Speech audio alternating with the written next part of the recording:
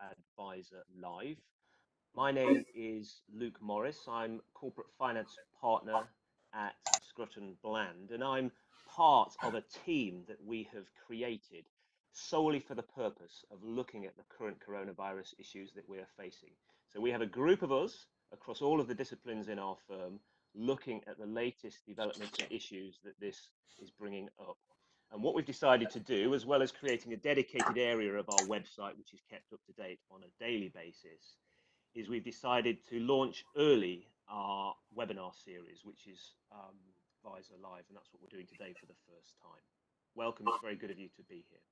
Now, the idea with these is it's somewhere between a webinar and a conference call, and we have three rules really.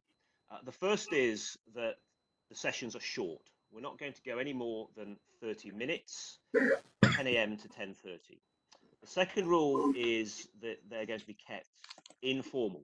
You'll be aware that there's already a lot of formal resources out there already. It's been published by HMRC, it's been published by various other bodies.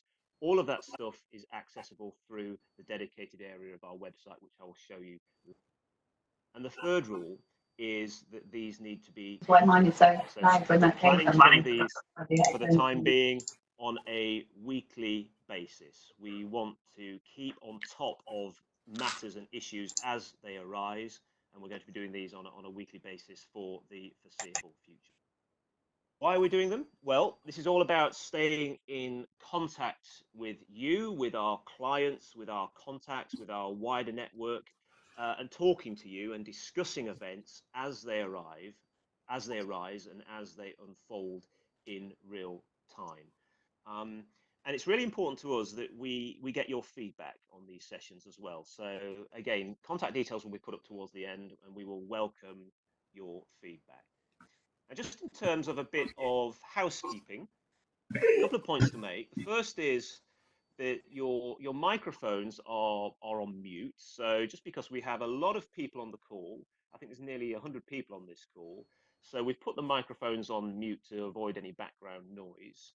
But what would be good is if you use the chat box on the right-hand side of your screen to submit any questions, and we can take some of those towards the end of the session, and those that we don't take or don't have time to take, we will record and we will be able to deal with either through our website, or depending on the query, we can do that on a more one-to-one basis.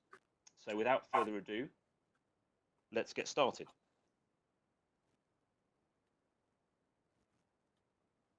So the job retention scheme. Let's have a look at what the Chancellor actually said. It was only last Friday when Rishi Sunak made an announcement, and what he said is, since the start of the coronavirus outbreak, I've made it clear that hard-working employers and employees should not have to suffer hardship unnecessarily. The coronavirus job retention scheme supports workers and businesses up and down the UK, and today, that was last Friday, we're strengthening it because we'll do whatever it takes to support jobs. Now, at that time, he was talking about adding the costs of employer national insurance and pension contributions to the amounts that will be covered by the government. And I thought it was worth just taking a little bit of a step back as to how this has all come about. And it's interesting to consider it in the wider global perspective as well. There are something like 30 million people employed in the United Kingdom. So if you consider that maybe a quarter of those are going to be put on this scheme, and of those quarter, they are earning the average wage, that is a cost of something like £12 billion a month.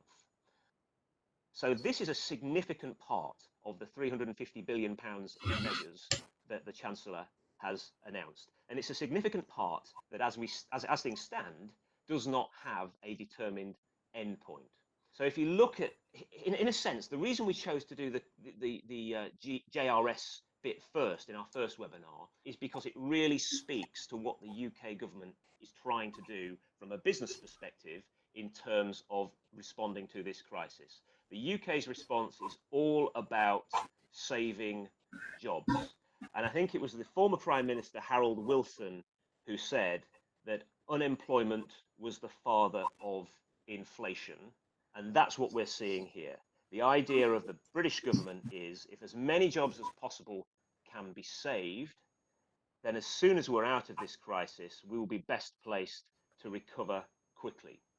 What's interesting is that that's not necessarily the same approach that's been taken elsewhere in the world.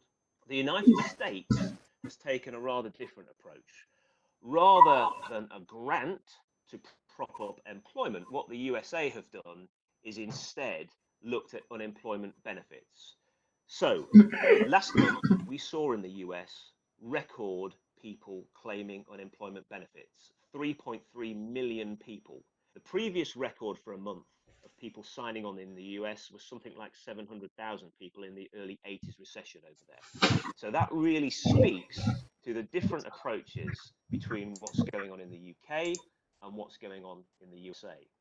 The final point on this slide is what's going on across Europe and what role the EU has, if any, in all of this. Because it seems to me that people are largely turning to their national governments to determine responses. And what we've seen this week is very different responses, even in countries that share borders. So the Scandinavian countries are looking at this differently. The Dutch have a very different approach to the Germans. So it's quite interesting that the EU doesn't have a particular role. This is not a supranational response, it's very much a national response, and you're seeing governments across the country responding differently. But here in the UK, as I say, it's all about how jobs are saved so that we can come out of this crisis on the best position to benefit from a recovering economy. And that's why it's called the Coronavirus Job Retention Scheme. So I'm just going to walk through now, very quickly, the key aspects to that scheme. And what I've said there is how it works, or how it's supposed to work, because a big part of all of this is dependent on a portal that has not yet been launched. We're expecting that later this month. So there's a difference between something working and not working, and only time will tell. Because I think what we're seeing from client inquiries, what we can expect without any doubt, is that when this portal is launched, it's going to be overwhelmed with applications. Let's talk about the scheme itself. It's a temporary scheme and it's open to all UK employers. The government has said that this will be for at least 3 months, starting from the 1st of March 2020. So it can be backdated to the 1st of March. And it's designed for people whose operations have been significantly affected by COVID-19. I'm struggling a little bit to think of many businesses that won't have had operations severely affected by this. The idea is that any employer, an employer that's been registered, created and started a PAYE payroll scheme from at least before 28th of February, will be able to make a claim through a portal for 80% of furloughed employees' usual wages costs. Now, I think I'd be, well, I would be lying if I said I'd ever heard of the word furloughed before the last few weeks. And actually, it's quite interesting because in some industries and in some countries, this is quite a common word. It appears quite a bit, particularly in North America, in people's employment contracts when they're in the retail industry or in the manufacturing industry, where there's peaks and troughs in demand, where it's commonplace for employees to be laid off for periods. So that's what that word means.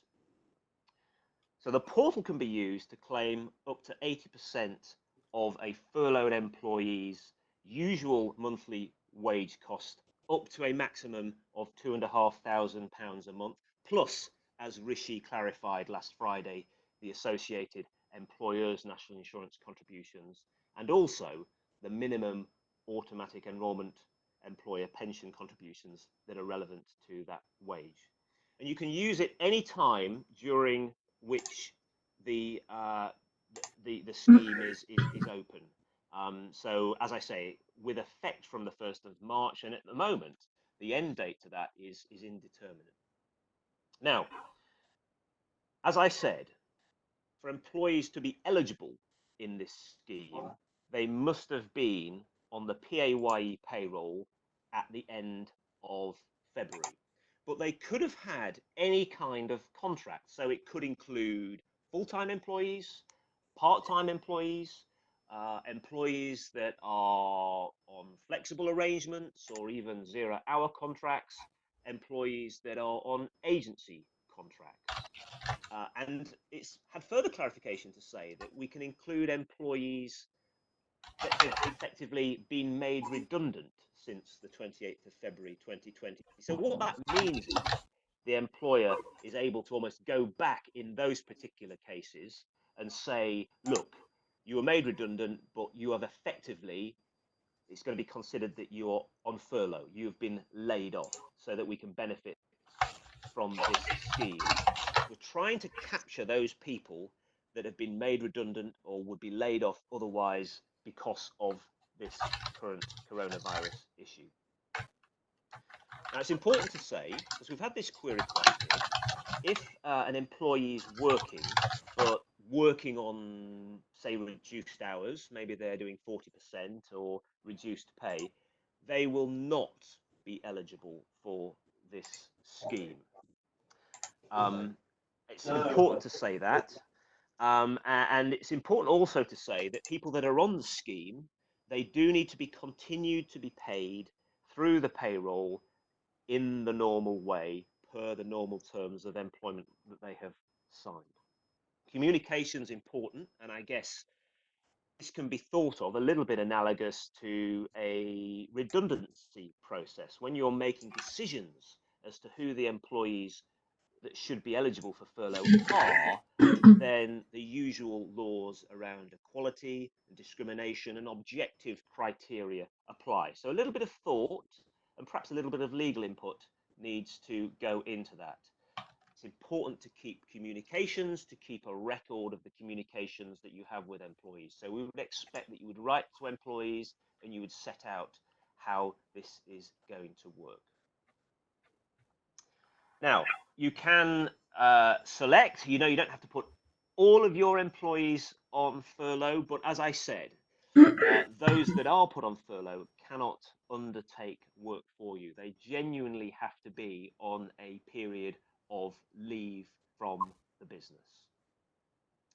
I think it's worth just going through a few of the frequently asked questions that we've had from clients and contacts on this as they are getting to grips with it. And as I said at the beginning, we've seen a massive interest in this. And I think an important point to make is that when that claim portal is released by HMRC, it's highly likely that it's going to be really oversubscribed and overwhelmed. So I think it's important that if this is a process that you're going through, that you keep all of the relevant information that is necessary in one place. You've done the paperwork in advance. Now, HMRC sets out what that sort of information would be, your PAYE reference number, the number of employees, the claim periods, and so on. But it's also, I think, going to be prudent for you to get some detailed information on the specific employees as well. And you can kind of guess the kind of information that will be required: national insurance numbers, details of last payments made, details of dates when they were put on furlough, and also copies of the relevant correspondence as well, just to have that to hand for when you make your claim online. A few specific questions that we've had. Employees that are on unpaid leave. So if you have a situation where you have employees that are on leave, unpaid leave, now they can't be placed on furlough. That's you can't do both.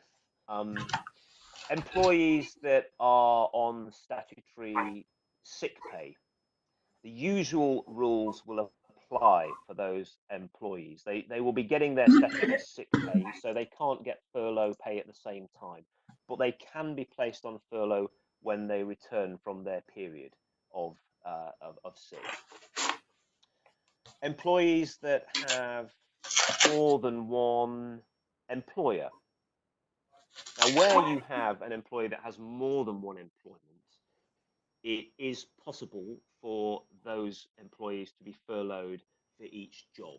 So basically, each job is considered to be separate, and the cap that I talked about, the £2,500, applies to each employer individually.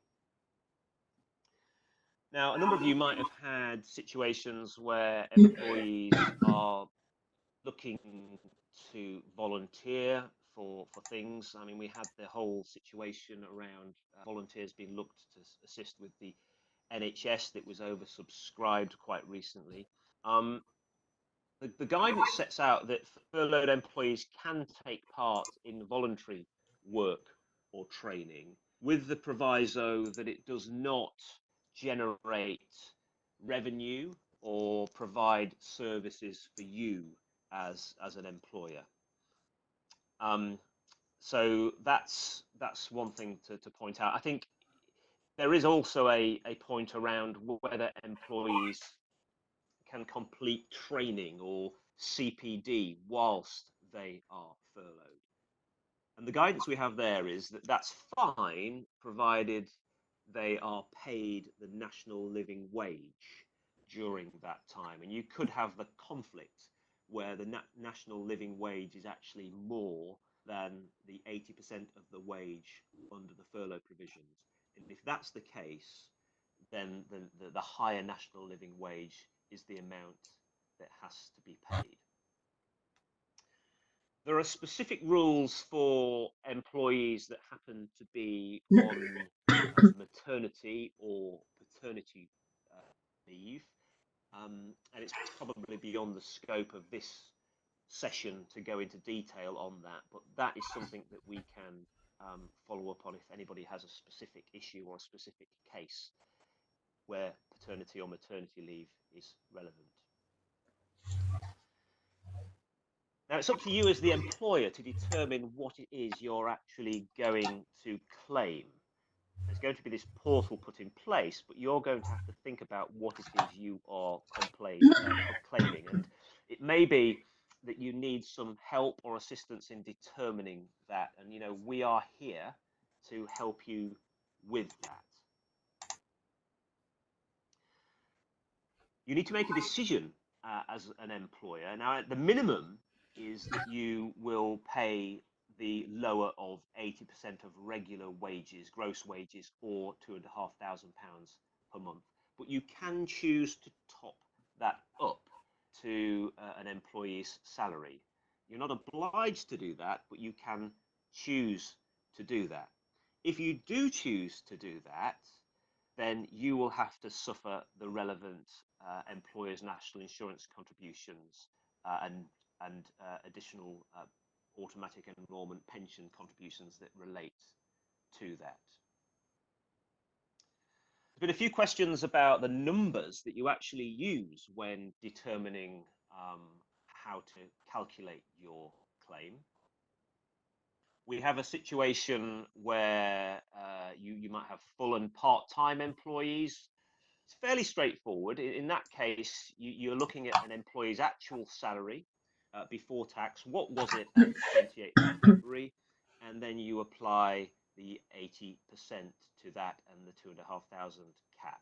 It's important to say that fees and bonuses and commissions and things like that are not included. Now, HMRC has also released some specific guidance about employees whose pay varies. And I think there needs to be some caution here because I've seen kind of conflicting papers issued by various bodies. I mean, the Chambers of Commerce put out a paper which wasn't as clear on this. And then there was something else from another organisation as well. If you go directly to the HMRC website, when it comes to employees who are on a sort of a variable pay arrangement, if they've been employed for a full 12 months prior to the claim, you can claim the higher of the same month's earnings from the previous year or the average monthly earnings from the 1920 tax year. If the employee has been employed for less than a year, you claim the average of their monthly earnings since they started work. And if the employee only started in February 2020, then you use a pro rata for their earnings so far, and that's what you would go ahead claim. Once you've done that, you need to work out the employer's national insurance and minimum automatic enrolment employer pension contributions. And we're still awaiting some guidance on that. So we're expecting that to be issued shortly, and that's going to be something that we will put on the dedicated area of our website. Now, I said earlier that it's important that you have the necessary information pulled together. You need to discuss this with your staff, and this is a consensual thing. You know, this is a discussion you will have with your employees, and it's effectively a change to their contractual terms. The minimum information set out, we're still waiting for this online service, which is not available yet, but the HMRC has set out a number of minimum pieces of information that's required to determine, to submit when you put your claim in. The PAYE reference number, the number of employees being furloughed, the claim period, so that's basically a start date, the amount that you're claiming.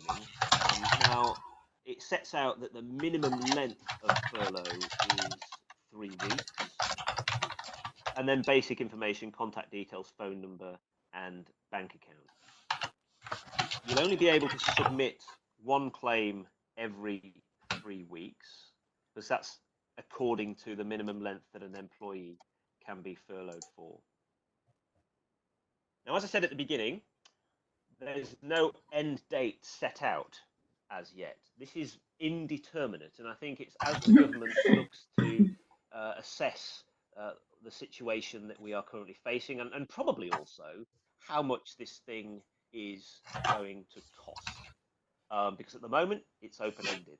But when the government does end the scheme, as it inevitably will, there will be a decision to make, and that will depend on your circumstances as an employer at that time. And I suppose the decision will be fairly binary. It will be, are the employees able to return to their duties? Are things back to normal, or at least as normal as they can be? Or the alternative will be, it may be necessary to consider some sort of redundancy process. I want to say just one final thing, which is how the grant, because that is effectively what this is treated for tax purposes, or how it will be treated for tax purposes. Because the business is going to be receiving payments under this scheme. And these payments are effectively being made to offset deductible revenue costs. So they will be included in your calculations of taxable profits for income tax and corporation tax in the usual way. And then the employment costs that you make, the payments that you make to employees in the usual way under your payroll will be deducted for income tax and corporation tax purposes. So there's a net nil effect for tax purposes. So they're the main things that I wanted to say about the job retention scheme. Clearly, this is all still new. It's an area of fast-moving and developing practice. As soon as we have further information on details around this, we will be putting that on our website. But what we really wanted to say in this webinar is that we expect this scheme to be very oversubscribed, and we would expect that it will be very important for people to maintain records.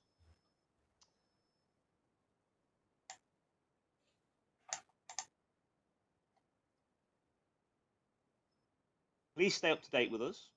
We are posting regularly on our website. You can visit via the URL that's on the screen now.